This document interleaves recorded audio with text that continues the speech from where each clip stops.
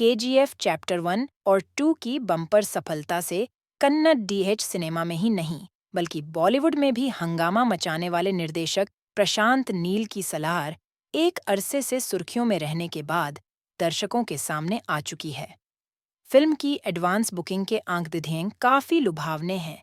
सुबह सवेरे first day के पैक्ड शो में प्रभास के फैंस की उत्तेजना और जोश साफ देखने को मिला, मगर जहां तक फिल्म की बात की जाए तो प्रशांत ने एक बार फिर यहां भी अपनी पिछली फिल्मों की तरह एक्शन के हाहाकारी रूप के साथ मां के इमोशन को ही भुनाया है।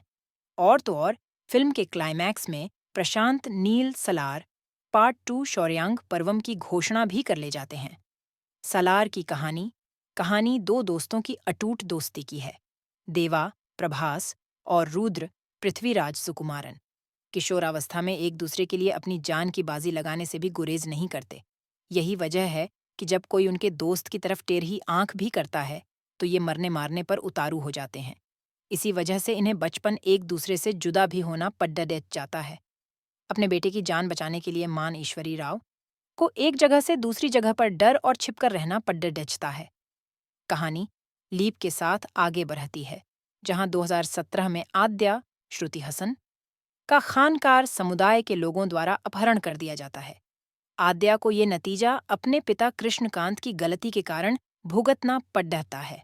अब आद्या की सुरक्षा की जिम्मेदारी देवा को सौंपी गई है और उसे देवा के घर उसकी मां के पास लाया जाता है। देवा की मां इस पूरे प्रकरण से नावाकिफ है। इंसाफ पसंद, शूर, वीर देवा की प्रवृत्ति को ध्यान में रखते हुए मां उसे कभी भी हथियार न उठाने की कसम दे देती है।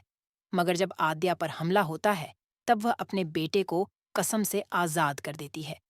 दूसरी तरफ खूंखार और खून के प्यासे खानकार समुदाय में सत्ता को लेकर अस्तित्व की जंग तेज हो जाती है।